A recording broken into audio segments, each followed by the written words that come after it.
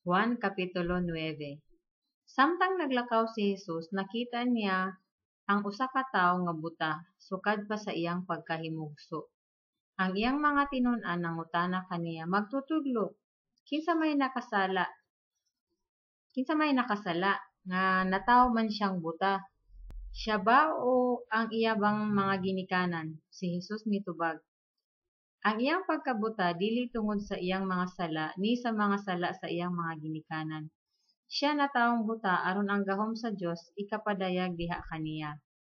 Samtang adlaw pa, kinahanglan buhaton ta ang mga buhat sa nagpadala kanako, kay moabot ang kagabion ug wala nay makatrabaho. Samtang ania pa ako sa kalibutan, ako ang kahayag sa kalibutan."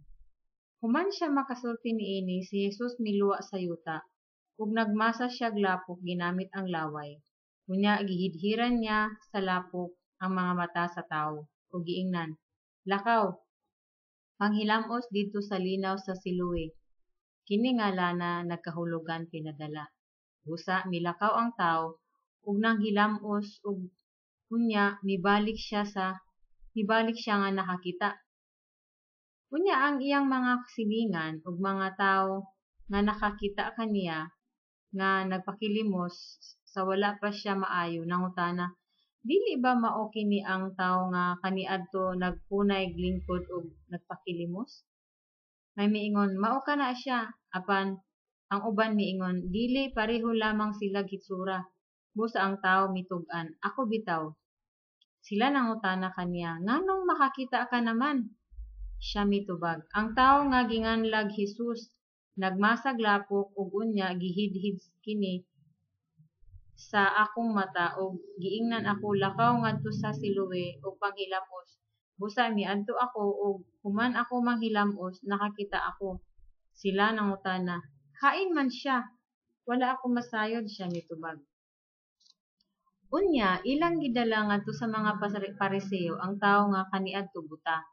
Adlaw nga ipapahulay kadto sa pagmasa ni Jesus og lapok ug sa pagpabukan niya sa mga mata sa buta. Unya gipangutana pag-usab sa mga Pariseo ang tawo kung giunsa niya pagkakita, ug siya miingon kanila, "Gibutangan niyag lapok ang akong mata ug unya naghilamos ako ug karon makakita na ako." Pipila sa mga Pariseo miingon, "Ang nag-ayo kanimo dili gikan sa Dios kay wala man siya magtuman sa balaod mahitungod sa adlaw nga ipapahulay."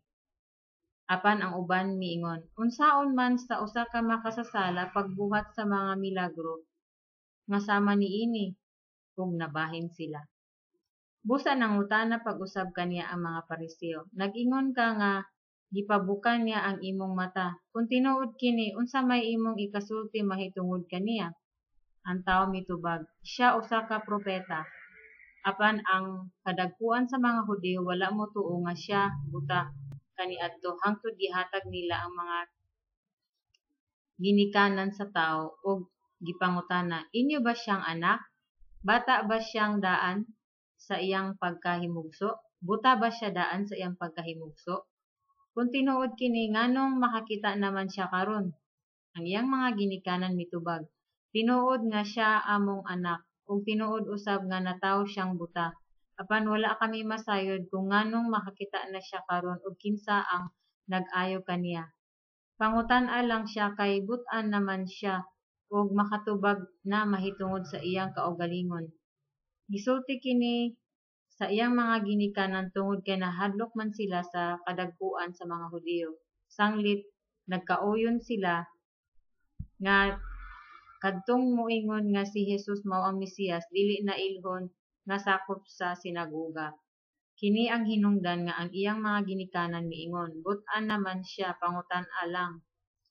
Unya gitawag na usab nila ang tawo nga nahimugsong buta ug ilang giingnan, "Isulti ang matuod atubangan sa Dios. Nasayod kami nga ang tawo nga giingon mo nga nag-ayo kanimo makasasala."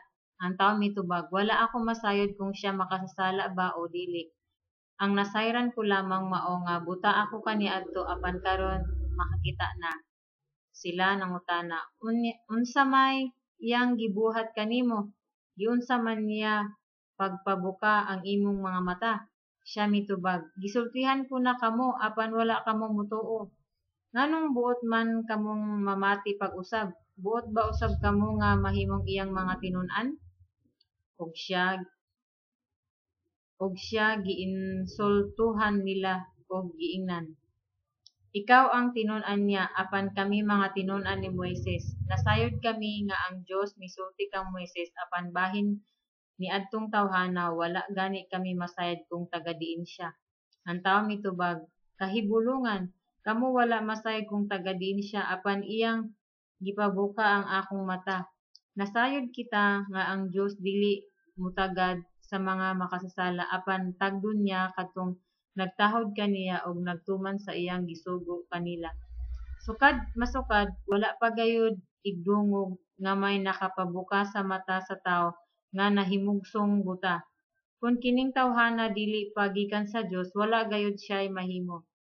Sila mitubag, natawo ka og nagtubo diha sa sala, og karon magpaluma-luma kag tudlo ka namo.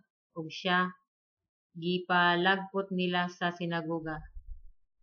Si Jesus nakabalita nga siya ilang gipalagpot sa sinagoga. Unya hikit-an niya ang tawo og giingnan, mituo ka ba sa anak sa tawo? Ang tawo mitubag, Sir, tug-ani ako kung kinsa siya aron motuo ako kaniya. Si Jesus miingon, nakakita na ikaw kaniya og siya ang nakigsulti kanimo karon. Mituo ako, Ginoo. Ang tawo miingon, ug unya miluhod siya sa atubangan ni Jesus.